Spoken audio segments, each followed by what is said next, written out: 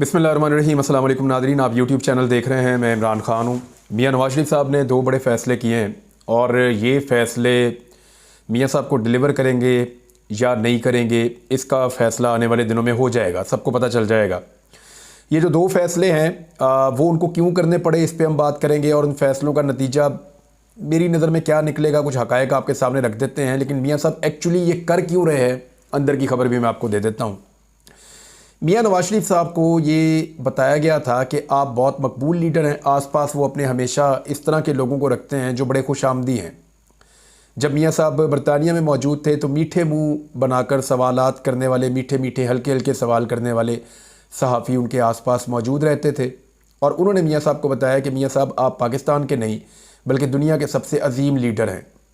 उसके बाद मियाँ नवाज़ शरीफ साहब को जो उनकी पार्टी के लोग मिलते थे तो वो मियाँ साहब को बहुत ज़्यादा उठा के रखते थे और मियाँ साहब का मोराल बहुत ज़्यादा हाई रखते थे। इसी बुनियाद पे मियाँ साहब ने और मियाँ साहब की पार्टी ने पाकिस्तान की एस्टेब्लिशमेंट को यकीन दिलाया कि तुसी बेफिक्र हो जाओ, मियाँ साहब जब पाकिस्तान आएंगे तो इमरान खान के पल्ले कख नहीं बचेगा। मियाँ साहब की डिमांड के ऊपर इमरान खान साहब के साथ जो कुछ हुआ वो आप सब जानते हैं। मियाँ साहब काजी फ़ायद ईसा साहब के चीफ़ जस्टिस ऑफ पाकिस्तान बनने के बाद गालिबन पाकिस्तान तशरीफ़ लाए और वो इसलिए कि उनके लिए पूरा ग्राउंड तैयार था। फिर जैसे मियाँ साहब को अदलिया ने इंसाफ दिया, वो भी अपनी मिसाल आप है। अब मियाँ साहब दो अहम फैसले करने जा रहे हैं। यानी एक तो ये बयानिया बनाया जा रहा है कि मियाँ नवाज़ शरीफ साहब अब मफाहमत की नहीं मुज़ामत की सियासत करेंगे। सबसे पहले हमें ये फ़ैसला करना होगा मियाँ साहब किसके ख़िलाफ़ मुज़ामत करने जा रहे हैं। बेटी वज़ीर आला पंजाब है, क्या उसके ख़िलाफ़ मुज़ामत करेंगे? तो लगता है नहीं कर पाएंगे। भाई जो है वो वज़ीर आज़म पाकिस्तान है, क्या उसके ख़िलाफ़ मुज़ामत करेंगे? तो लगता है नहीं कर पाएंगे। सिंध के अंदर जो है वो हुकूमत है आसिफ अली जरदारी की, जिसको मियाँ नवाज़ शरीफ ने खुद सदर पाकिस्तान मुंतखब करवाया पूरी सपोर्ट देकर, उसके ख़िलाफ़ मुज़ामत करेंगे? लगता है नहीं करेंगे। बलूचिस्तान में मियाँ नवाज़ शरीफ साहब की अपनी हुकूमत है, तो क्या मियाँ नवाज़ शरीफ वहाँ पे कोई मुज़ामत करेंगे? तो लगता है वहाँ पे भी नहीं कर पाएंगे, उनके अपने इत्तेहादियों की हुकूमत है वहाँ पे। तो किसके ख़िलाफ़ मुज़ामत करेंगे? सिर्फ एक सूबा है जहाँ पे खैबर पख्तूनख्वा में पाकिस्तान तहरीक इंसाफ की हुकूमत है, क्या वहाँ पे मुज़ामत करने के लिए जाएंगे तो मियाँ साहब को वहाँ शिफ्ट होना पड़ेगा। और वहाँ पे जो मियाँ साहब के साथ हो गई है कि वाहिद एक नशिस्त जहाँ पे मियाँ साहब ने वहाँ से इलेक्शन लड़ा था, मियाँ साहब को उसमें भी शिकस्त हुई, लाहौर में यास्मीन राशिद से भी शिकस्त हुई। यहाँ तो मियाँ साहब ने रो पिट के अपनी सीट ले ली किसी तरह भी। हालांकि जो सोर्सेज है वो ये क्लेम करते हैं दावे के साथ कि 67,000 से ज़्यादा वोटों से नवाज शरीफ साहब हारे हैं। ये खाली लीड थी यास्मीन राशिद की जेल से बैठकर। तो मियाँ साहब ये जो तमगे लगे मियाँ साहब को लाहौर में और जो कुछ उनके साथ हुआ, मोनी रोड पे मियाँ साहब का अपना इलाका है मियाँ साहब का, उनकी फैमिली मेम्बर वहाँ रहते हैं। तो मोनी रोड के ऊपर मियाँ साहब की गाड़ियों के साथ वो चंद बच्चों के अलावा कोई नहीं था, वो भी तमाशा देख रहे थे। ये तो हालात थे इलेक्शन से पहले, तो इलेक्शन के बाद भी हालात वैसे ही हैं। मियाँ साहब को फिक्र इस बात की पड़ गई है कि पार्टी गई, अब उनको ये समझ आ गई है कि PMLN तब तक मौजूद है जब तक ये इक़्तिदार है हमारे पास। ये पार्टी अब अमली तौर पे वजूद नहीं रखती, पब्लिक के अंदर ये पार्टी ख़त्म हो चुकी है।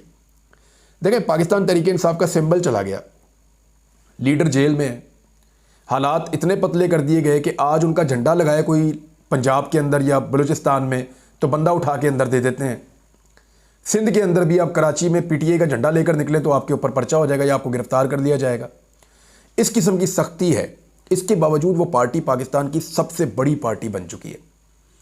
बुला लें किसी भी PMLN के तज्जियाकार को, बुला लें, या वो सहाफ़ी जो PMLN की पॉलिसी को टो करते हैं या उसको पसंद करते हैं, वो ओपनली कह रहे हैं कि पाकिस्तान तहरीक इंसाफ अपने बयानिए के साथ आज इस मुल्क की सबसे बड़ी सियासी हकीकत है।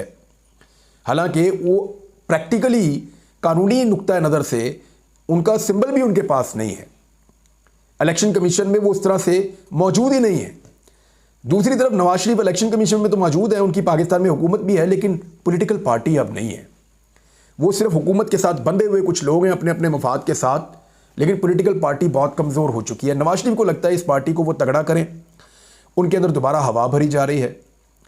तो मफाहमत नहीं मुज़ामत करेंगे तो भाई तो बना है मफाहमत के ज़रिए से वज़ीर आज़म पाकिस्तान, बेटी बनी है मफाहमत के ज़रिए से वज़ीर आला पंजाब, सारी की सारी हुकूमत जो है मफाहमत के ऊपर खड़ी है। NRO 2 भी मिला है, मफाहमत के ऊपर मिला है। तो मुज़ामत किसके ख़िलाफ़ करेंगे? क्या इस्टेब्लिशमेंट के ख़िलाफ़ करेंगे? तो मौजूदा इस्टेब्लिशमेंट ने नवाज शरीफ साहब को जितनी सहूलतकारी की है, ऐसी सूरत हाल में मियाँ नवाज शरीफ साहब एस्टेब्लिशमेंट के खिलाफ मुज़ामत नहीं कर सकते। तो मुज़ामत करनी किसके खिलाफ है? यानी वो ये तो कह रहे हैं मुज़ामत करेंगे किसके खिलाफ? यानी भाई वज़ीर आज़म है, बेटी वज़ीर आला है, खुद अपोजिशन लीडर कैसे बन सकते हैं? मुमकिन नहीं है। ये actually good cop bad cop एक दफ़ा फिर खेलकर पुराना फार्मूला लगाकर कौम को बेवकूफ़ बनाने की एक कोशिश करेंगे। लेकिन लोग अब बड़े सियाने हो गए, सोशल मीडिया का दौर है, ये सारी चीज़ें वायरल हो जाती हैं, सबको पता चल जाएगा। और जिनको नहीं पता चलेगा उन्हें हम बताएंगे, और बहुत सारे लोग और हैं वो भी बताएंगे। तो इस तरह मियाँ नवाज शरीफ साहब का बयानिया बनने से पहले दफन हो जाएगा। वो ये चाह रहे हैं कि पार्टी की सदारत अपने पास ले लें, तो बिल्कुल ले लें। मियाँ नवाज शरीफ साहब हमेशा चाहते हैं कि पार्टी का कंट्रोल उनके पास रहे। वो पार्टी को मुतहर्रिक करने की कोशिश करेंगे, लेकिन कैसे? महंगाई शहबाज शरीफ कंट्रोल नहीं कर सकेंगे, गवर्नेंस इनको आती नहीं है। 16 महीने में इन्होंने अवाम का पहले कचूमर निकाला है, और उसके बाद जो 2 साल का तसलसल है इनकी हुकूमत का, उसने क्या हालत की पाकिस्तानियों की। उस सिचुएशन में जब तक ये डिलीवर नहीं करेंगे ना, मियाँ नवाज शरीफ के पास, पब्लिक के पास जाकर कहने के लिए कुछ नहीं होगा, कुछ नहीं कह सकते। इलेक्शन में मियाँ साहब ने जितने वादे किए हैं वो पूरे ही नहीं हो सकते। वजह यह है कि वादे पूरे होने हैं पैसों से, पैसे इनके पास है नहीं, और अगर होंगे भी तो वजीर खजाना इनका अपना नहीं है। दो जो आम तरीन वजारतें, वजारत दाखिला और वजारत खजाना, वो दोनों तो हुकूमत के पास है ही नहीं।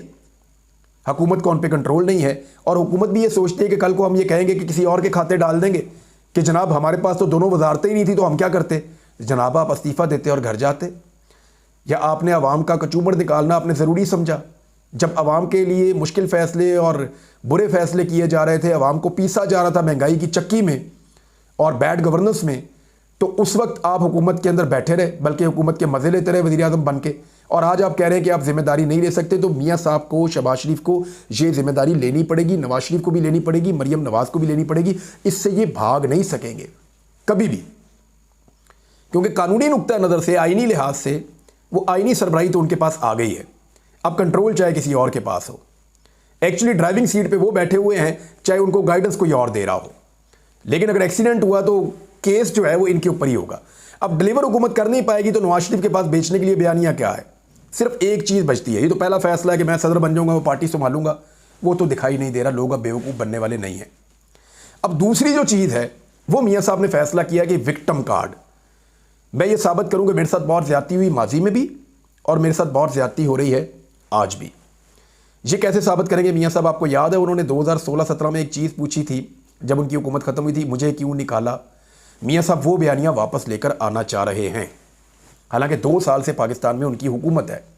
मैंने आपसे कहा था सन 2020 में एक टीवी चैनल पे बात करते हुए, वसीम बदामी का प्रोग्राम था गालिबन, मैंने कहा था कि नवाज शरीफ तो पूछता है ना मुझे क्यों निकाला, अगर इमरान खान निकाला गया तो वो बताएगा कि मुझे क्यों निकाला। इन दोनों के अंदर ये फ़र्क है। तो ये फ़र्क आज भी मौजूद है। नवाज शरीफ आज भी पूछता है कि मुझे क्यों निकाला। हालांकि आज नवाज शरीफ को जितनी सहूलतकारी मिली है, एयरपोर्टों के ऊपर इंसाफ, घरों के अंदर इंसाफ, बैरून मुल्क इंसाफ, अंदरून मुल्क इंसाफ, NRO 2 इनको मिल गया, सारे कवानीन ही बदल दिए। तो अब मियाँ साहब का ये फैसला है कि विक्टिम कार्ड यूज़ किया जाए कि मेरे साथ बड़ी ज़्यादती हुई थी।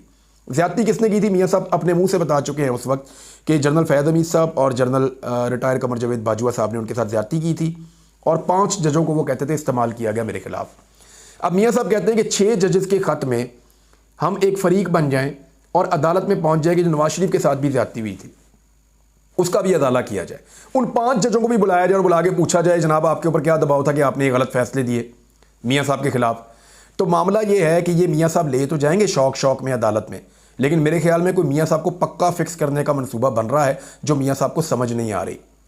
मियाँ साहब जब इस मामले को अदालत में लेकर जाएंगे तो ऑलरेडी मियाँ साहब डील करने के बाद जनरल कमर जावेद बाजवा साहब को एक्सटेंशन दे चुके हैं, और उसके बाद एस्टेब्लिशमेंट के साथ डील के नतीजे में आज जिन हालात में उस हालात में मियाँ साहब हैं। जो कवानीन मियाँ साहब को फिक्स करते थे उनमें से बहुत सारे कवानीन बदल दिए गए हैं जब इन्होंने अपनी हुकूमत बनाई। वो चीज़ें भी चैलेंज हो जाएंगी, दोबारा अदालत के अंदर आ जाएंगी, और फिर मियाँ साहब अकेले नहीं बाकी पॉलिटिकल पार्टीज़ भी जाएंगी और जाकर इसके अंदर एक फ़रीक बन जाएंगी। जब बाकी पॉलिटिकल पार्टीज़ इसके अंदर फ़रीक बनेगी तो फिर क्या होगा? वो सवालात उठाएंगे, उनके वकील भी वहाँ मौजूद होंगे। नवाज शरीफ साहब को काजी फ़ाइज़ ईसा साहब पे बहुत यकीन है, और उन्हें ऐसा लगता है कि काजी फ़ाइज़ ईसा उनको हमेशा इंसाफ ही फराहम करते रहेंगे, जैसा कि तवातर के साथ जब से वो चीफ जस्टिस ऑफ पाकिस्तान बने नवाज शरीफ को इंसाफ मिलता रहा है। PTI को ये शिकवा करती है कि काजी फ़ाइज़ ईसा साहब की अदालत से उनको इंसाफ मिलना तो दूर की बात, उनके साथ हमेशा नाइंसाफ़ी होती रही है। ये पाकिस्तान तहरीक इंसाफ दावा करती रही है बार बार। अब आ जाए नवाज शरीफ साहब के मामले में, तो उनको तो सत्ते खैरा है इस अदालत में, तो उनको ये लगता है जब अदालत में मामला जाएगा तो किसी और को बोलने नहीं दिया जाएगा और मियाँ साहब के बारे में विक्टिम बना के पेश किया जाएगा कि बड़ी ज़्यादतियाँ हो गई, बड़ा जुल्म हो गया। नहीं, ऐसा नहीं होगा।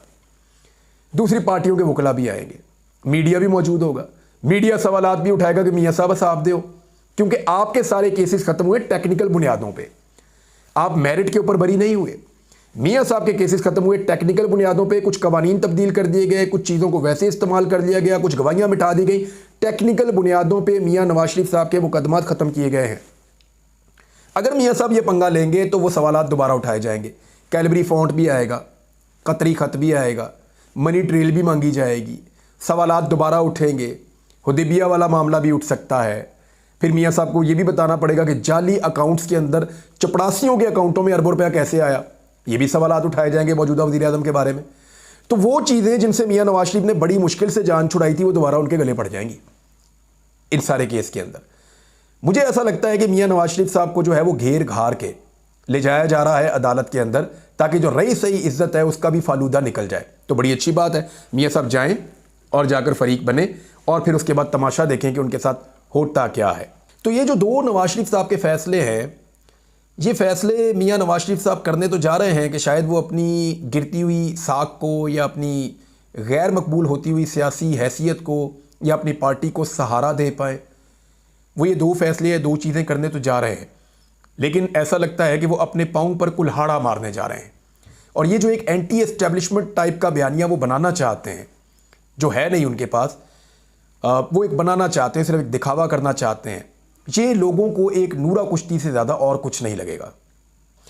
उमर अयूब ने कहा कि शरीफ खानदान कैदी नंबर 804 से खौफजदा है। वैसे फोबिया तो हो गया इमरान खान का, किसी भी जगह पे कोई भी मौका हो इमरान खान के बगैर ये बात ही नहीं करते, उसके अलावा किसी और चीज़ की बात सुनते ही नहीं हैं। शुएब शाहीन साहब का स्टेटमेंट है कि हम तो मुतमईन थे मगर हमारे बच्चे अब सच जान चुके हैं। वो मुतमईन नहीं होते। 70 सालों तक जो झूठ हमारे साथ बोला गया वो अपने बच्चों को सुनाकर कैसे मुतमईन करें। मुस्तफ़ा नवाज़ खोखर कहते हैं कि पाकिस्तान में जितने सियासी पंडित तज्ज़ियाकार थे, इन सबको लगता था कि जिस पार्टी से इसका निशान छीन लिया गया, पार्टी लीडर को जेल में बंद कर दिया गया है, पार्टी को तोड़ दिया गया है, वो इंतखाब नहीं जीत सकेगी। लेकिन फिर 8 फरवरी को हुआ जो हुआ, उसने पूरी कौम को हैरान कर दिया, पूरी दुनिया को हैरान कर दिया। ये जनाब सूरत-ए-हाल है। इसमें बिलावल ने एक स्टेटमेंट दिया, वो मैं आपके सामने रखूँगा, लेकिन ताजिर जो है वो बार बार एहतजाज कर रहे हैं। ताजिरों का ये कहना है कि सूरत-ए-हाल उनके लिए मुवाफिक नहीं है। अब इसके अंदर जो है वो रहीम यार खान के ताजरों ने एक बहुत बड़ी होर्डिंग लगाई शहर में, जो बहुत वायरल हो गई। वो ये कहते हैं कि तकरीबन 220 अरब रुपए का मुफ्त पेट्रोल बंद किया जाए इस हुकूमत की जानिब से। ये मुफ्त पेट्रोल बांटते हैं ना बड़े लोगों को, ये बंद करें 220 अरब रुपए का। और 5 खरब 44 अरब के जो बिजली का चोरी है उसको पकड़ा जाए और फिर गरीब आदमी के ऊपर बोझ डालने की बजाय इस माफिया के ऊपर बोझ डाला जाए जो इन चीज़ों से फ़ायदा उठाता है। बिलावल ने एक स्टेटमेंट दिया नाज़रीन, वो स्टेटमेंट मैं आपके सामने रखता हूँ। उसका मैं जवाब जो है वो एक लाइन में दूंगा, सिर्फ ज़्यादा लंबा जवाब उसका मैं दूंगा नहीं। उसका रीज़न ये है कि उसका ज़्यादा लंबा जवाब, छोटा जवाब ही आपको सारा कुछ समझा देगा और आपको सारा कुछ समझ आ भी जाना चाहिए। मौजूदा सूरत-ए-हाल में आप बहुत बाखबर हैं। लंबा जवाब मैंने दिया तो मेरे लिए मुसीबत बन जाएगी। लेकिन चले मैं आपको बताता हूँ कि बिलावल ने क्या कहा। बिलावल ने कहा कि आज भी जुल्फ़िकार अली भुट्टो ज़िंदा है।